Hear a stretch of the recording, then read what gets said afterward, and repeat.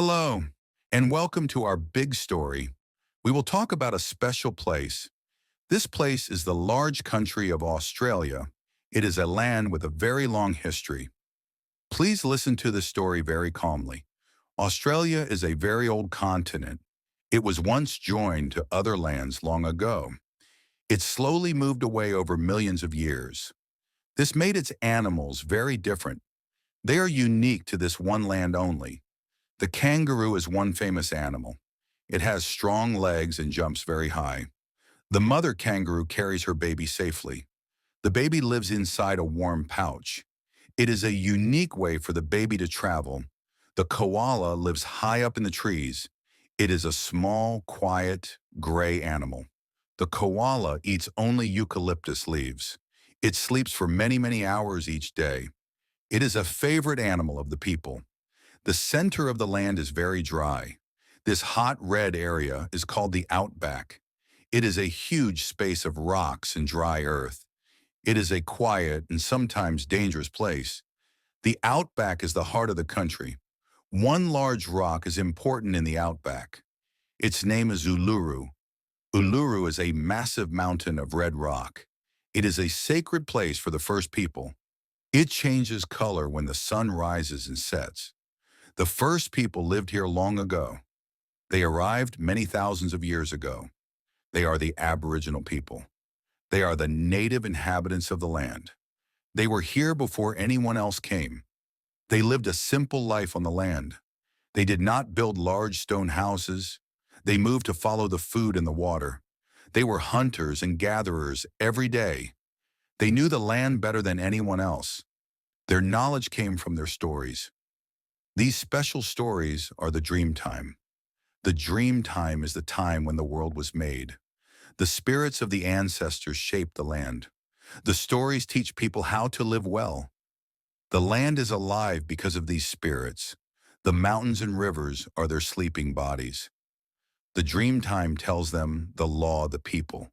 The law says you must always share food. It says you must respect the elders always. The Aboriginal people did not own the land. They believed they belonged to the land instead. The land was like their own mother to them. You must always care for your own mother. They lived in harmony with the environment. They used simple but smart tools for hunting. They used a long wooden spear to hunt big animals. They used a heavy stick called a waddy. They also used the curved wooden boomerang. The boomerang is a very unique and useful tool. They managed the land with a special method. They used small, controlled fires on the grass. This practice is called fire stick farming. It helped new grass grow for the small animals. They used fire to keep the whole area healthy. Their families lived together in small groups. These groups are known as clans or mobs. Each clan had a special animal or plant totem. The totem connected them to the ancient spirits. They always protected their special totem animal. They created beautiful rock and bark paintings. They used natural colors from the ground. The art showed the tracks of animals. It showed maps to the important water holes. The paintings kept the Dreamtime history alive.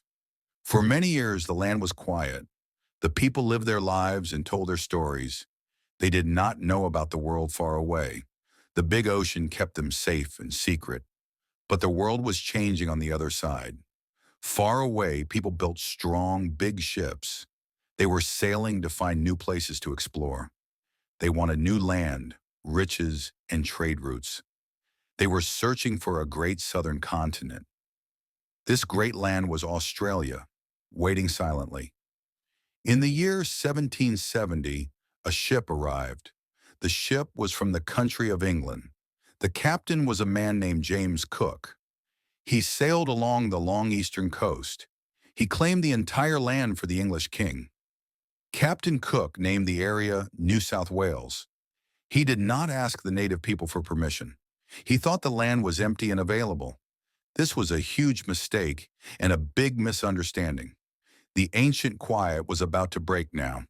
The arrival of the ships brought new ideas. The ideas of owning land and using it differently. It brought a different set of laws and rules. The two different worlds met on the coastline. The simple life of the first people was threatened. The new people started to arrive later on. They came to build a new settlement. They came with different animals and plants. They brought the start of a new, complex society. The history of Australia began its big change. We continue the story of the land. We learned about the ships of Captain Cook. He claimed the land for the English king. The English government had a big problem. Their prisons back home were very full. The government decided to use Australia. Australia would be a distant prison colony. It would be a place for the English prisoners. They would send criminals across the ocean. This plan started the biggest change for the land. The first group of ships was prepared. This group is called the First Fleet. It included 11 ships, big and crowded. They carried soldiers, officers, and many prisoners. They sailed for many long months on the sea. The First Fleet arrived in 1788. They landed near Captain Cook's first spot. They found a better place called Sydney Cove. This was the start of the city of Sydney. It became the first English settlement here. The person in charge was Governor Phillip. He had to manage the soldiers and prisoners. He told them to start working immediately. They had to cut down trees for the land. They started building small, simple wooden houses. The Aboriginal people watched all of this. They saw the strange new people and their tools. They saw the trees being cut down quickly. They did not understand this sudden invasion. Their quiet life was changing very fast now. The English settlers brought new animals. They brought sheep, cows, and big horses. These animals ate the native grass and plants. They drank the water from the native water holes.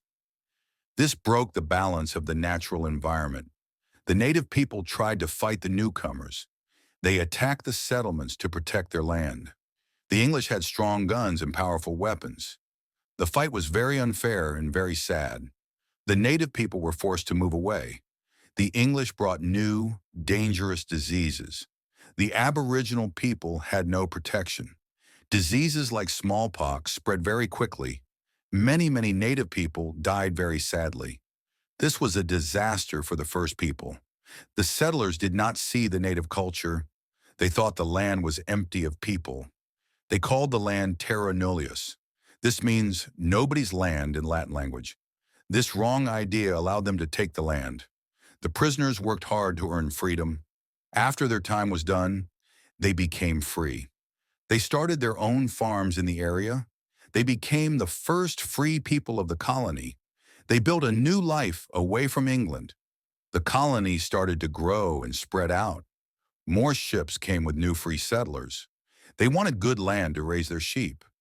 Sheep's wool became a very important product. The wool was sent back to England for trade. This movement caused more conflict with the natives. Settlers pushed further into the open land. They took the best land near the flowing rivers. The native people lost their traditional hunting areas. The struggle for the land continued sadly. New settlements started in other places. Towns grew up in Tasmania and in Perth. Later, cities started in Melbourne and Brisbane. Each one was a separate English colony. They were all controlled by the English king. The discovery of gold changed everything again. This happened around the year 1851. People rushed to Australia from all over the world. They came to dig in the earth hoping for riches. This time is called the Great Gold Rush. The gold rush made the colonies much richer. It brought many different kinds of people here. People came from China, America, and Europe. The population grew very fast and very mixed. This started the beginning of a multicultural society. The workers started asking for fair treatment. They wanted better pay and shorter work days. They formed groups called worker unions. The unions fought for the rights of all workers. The idea of fairness became very important here. The colonies slowly began to make their own laws. They wanted to govern themselves more often now. They were moving slowly toward independence. They were becoming a new nation with a new identity. The foundation of modern Australia was being built. The sad treatment of the Aboriginal people continued. Their land was taken and their life was controlled. The Dreamtime stories were often ignored now. Their children were sometimes taken away from them. This part of the history is very difficult and painful. The focus shifted from prisons to farms and trade. The country was growing up and getting stronger. The next big step was to join all the colonies. They needed to become one single, united nation. The colonies were getting bigger and stronger. Leaders talked about joining all the lands. This idea was called federation. They wanted one country with one main law. The people voted on this big idea. Most people voted yes for the Union. This led to the special day in 1901. The six separate colonies became one country. It was named the Commonwealth of Australia. The new nation needed a capital city. Sydney and Melbourne were too big to choose from. The leaders decided to build a new city instead. This carefully planned city was named Canberra. Canberra became the main city for the government. The new nation made some new laws first. One early law was about who could enter the country. They introduced the White Australia policy. This policy only encouraged white people to come. It was a strict and unfair law of that time. The country needed more jobs and industries. Farming, especially wool, remained very important. They started mining for valuable iron and coal. Factories were built in the quickly growing cities. The economy was expanding very fast now. They invested money in new infrastructure. They built long roads and strong railway lines. The railways connected farms to the big ports. This made trade easier across the wide country. The nation was becoming more efficient and modern. Education became a main focus for the new country. The government built many public schools for everyone. It was important for all children to learn to read. A good education was seen as a way to succeed. The nation wanted educated, capable citizens. The working culture started to change here. The worker unions became very strong and powerful. They fought for better conditions for the workers. They demanded shorter hours and higher pay now. The fight for fairness was central to the nation. The unions introduced the 8-hour day idea. 8 hours for work was the main goal for them. 8 hours for sleep and 8 hours for rest. This rule became a symbol of a fair working life. It showed respect for every person's time. The courts introduced the basic wage law. This was the lowest amount of money a worker could get. It was set to ensure a family could live decently. This law guaranteed that work meant survival. This was an important step towards economic fairness. Women also started getting more rights now. Women in Australia gained the right to vote very early. They could vote in national elections after 1902. This showed a commitment to gender equality. Australia was ahead of many other countries then. Sadly, the Aboriginal people still had few rights. They were often left out of the new national laws. They were not counted in the national population. They were not allowed to vote in the elections yet. The new nation still struggled with true fairness. The government adopted difficult new policies. Aboriginal children were sometimes taken from their homes. This was done to make them live a European way of life. These children are called the stolen generations. This caused deep and long-lasting pain to families. Australia joined the world wars in Europe. Australian soldiers fought far away from home. Their bravery created a strong, shared identity. It showed the new nation was ready to act alone. This shared sacrifice became part of the history. After the wars, the country changed its migration rules. It needed more workers to fill the growing jobs. The strict old White Australia policy began to change. People started arriving from Italy and Greece. The population slowly became more mixed and diverse. The cities grew busy, modern, and very big now. Sydney and Melbourne became major global centers.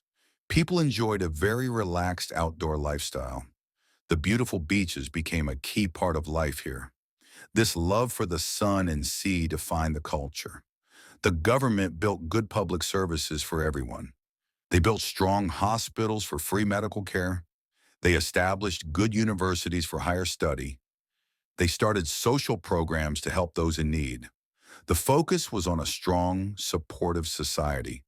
The 1960s brought a push for equality and change. People demanded better treatment for Aboriginal people. There was a strong push for justice and human rights. The nation started facing its own difficult history. The time for change and fairness had finally arrived. In 1967, a major event happened for the natives. The country held a big national vote, a referendum. The people voted overwhelmingly to change the Constitution. Aboriginal people were finally counted as full citizens. This was a huge step toward recognition and respect.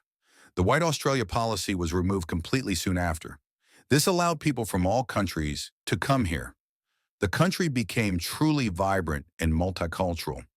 New food and new traditions arrived from all over. This diversity made Australia stronger and richer. The system for workers' rights remained very strong. The basic wage evolved into a high minimum wage today. This minimum wage ensures workers earn enough money. It confirms the belief in fairness for every worker. This commitment to fair pay is a key Australian value. The next part will show us Australia today. We will see the final efforts to reconcile the past. We will look at the modern, successful society. We will see how the high minimum wage works. The story is reaching the present day now. We look now at Australia in the modern world. It is a country known for a high quality of life. The cities are clean, safe, and very diverse now. The economy is strong and the people are free. Australia is a truly multicultural society today. People from nearly 200 countries live here now. They bring different foods, music, and traditions. This mix makes the national culture very rich. Diversity is celebrated in the country's spirit. The commitment to fairness is still very strong. The country has a strong system of worker protection. The government guarantees a high minimum wage. This wage is the lowest pay a business can give. It is one of the highest minimum wages globally. This high wage helps many working people greatly. It ensures that everyone working can afford rent.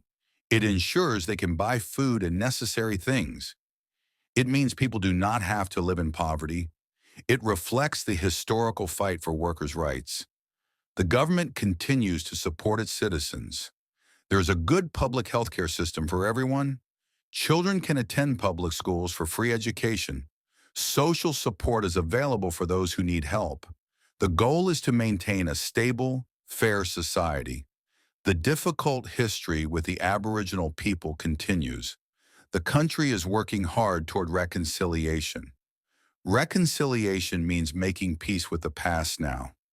The government recognizes the injustices that happen. It is a process of respect, healing, and learning. The Native people's culture is now taught proudly.